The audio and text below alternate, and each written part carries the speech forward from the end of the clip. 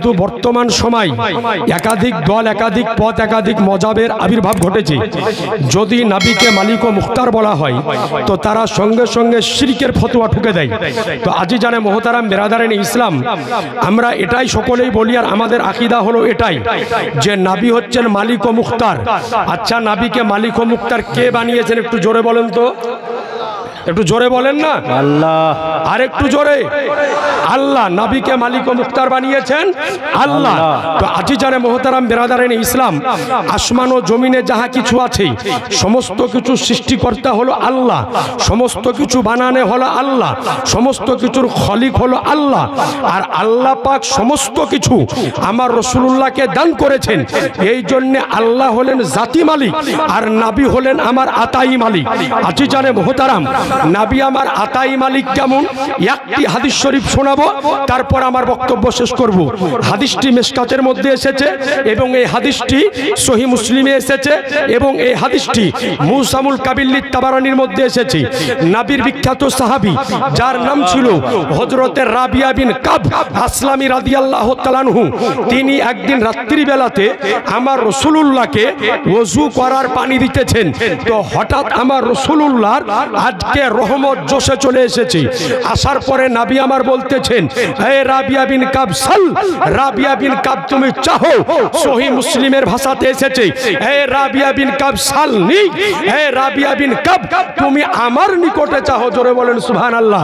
অর্থাৎ নবী এই কথা বললেন না যে আল্লাহর নিকটে চাহো, বরং নবী আমার বললেন যে তুমি আমার নিকটে চাহো। এবং মুসামুল কাবিল্লিত তাবারানির মধ্যে ইমাম তাবারানি রহমাতুল্লাহ আলাইহি এই একই সনদে হাদিসটি বর্ণিত করেছে, একটু শব্দ আলাদা করে তিনি উল্লেখ করেছেন। নবী আমার বলেছেন, হে রাবিয়া বিন কাব সাআলনি ফাআতাইতুকা, হে রাবিয়া বিন কাব তুমি আমার নিকটে চাহো, আমি রাসূলুল্লাহ তোমাকে, তুমি আমার নিকটে যেটাই চাইবে আমি রাসূলুল্লাহ সেটাই তোমাকে দান করব। আজ আপনাকে বলতে চাই যে আজকে তিনি সাহাবী রাসূল ছিলেন, নবীর আশিক ছিলেন, নবীর দিওয়ানা ছিলেন, নবীর পাগল ছিলেন। তো বললেন, ইয়া রাসূলুল্লাহ বাড়ি চাই না, গাড়ি চাই না, টাকা চাই না, পয়সা চাই না, ধন চাই না, দৌলত চাই না। ইয়া রাসূলুল্লাহ কাল মাহশারের দিনে যেই জান্নাতে আপনি থাকবেন একই জান্নাতে আপনার সঙ্গী হয়ে থাকতে চাই। এ আজি জানে মোহতারাম, আজ আপনাকে বলি সাহাবী ছিলেন, ওয়াহাবী ছিলেন না। তিনি বললেন, ইয়া রাসূলুল্লাহ আপনার নিকটে জান্নাতে আপনার সাথী হয়ে থাকতে চাই। কেন জান্নাত চাইলেন?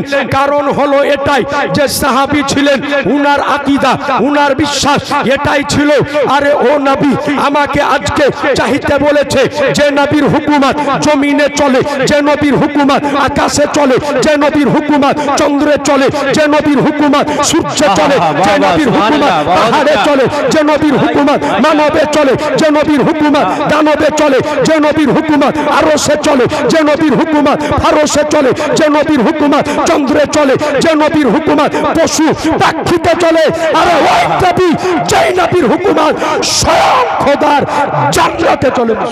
নারে তাকবীর, নারে রিসালাত, ফয়জানে ফসিহি, উরসে ফসিহি, আশিকানে ফসিহি, হুজুর পীরে তরিকত।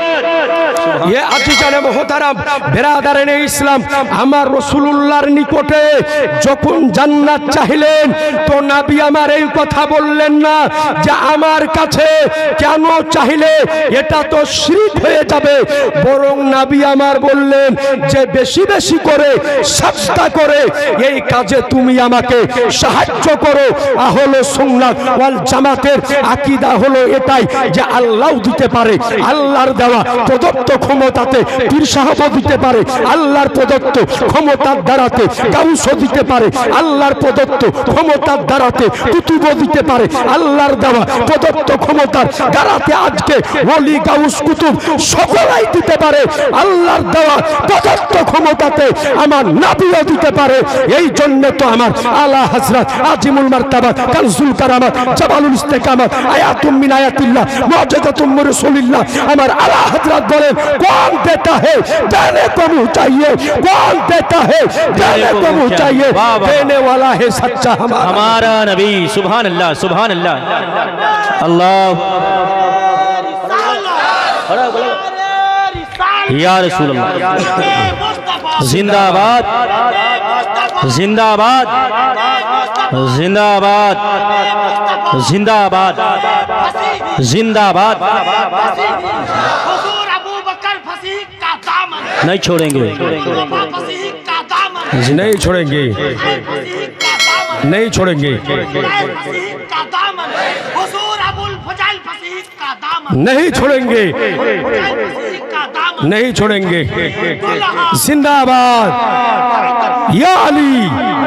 सुभान अल्लाह। जाने मोहताराम बिरादाराने इस्लाम, बिरादाराने इस्लाम, तो आमादेर आकीदा हलो एटाई जे आल्लाह दिते पारे, आल्लाहर देওয়া প্রদত্ত ক্ষমতাতে ওলিগণও দিতে পারে, আমার নবীও দিতে পারে। জোরে বলেন সুবহানাল্লাহ। যাই হোক আজি জানে মোহতারাম, এই বিষয়ে হাদিস যদি শোনাতে আরম্ভ করে দিই ইনশাআল্লাহ তাআলা ঘন্টার পর ঘন্টা হাদিস ইনশাআল্লাহ শোনাতে পারবো। সময় একেবারে সংক্ষিপ্ত, আর লম্বা করতেছি না। পীর সাহেব কেবলাগণ বসে আছেন, আরো বিজ্ঞ বিজ্ঞ ওলামায়ে কেরাম বসে আছেন, ওনাদের আলোচনাও আমাকে আপনাকে সকলকে শুনতে হবে। আগামীকাল আবার প্রোগ্রাম আছে। যদি আজকে হযরত সৈয়দ মাওলানা মোহাম্মদ ফাসি রহমাতুল্লাহ আলাইহির কারাম যদি হয় তো ইনশাআল্লাহ তাআলা আগামীকাল আবার ইনশাআল্লাহ কিছুক্ষণ বলবো। আজকের মতো আমার আলোচনা এখানেই শেষ করলাম। ওয়া আখিরি দাওয়ানা আনিল হামদুলিল্লাহি রাব্বিল আলামিন। আসসালামু আলাইকুম ওয়া রাহমাতুল্লাহি ওয়া বারাকাতুহু।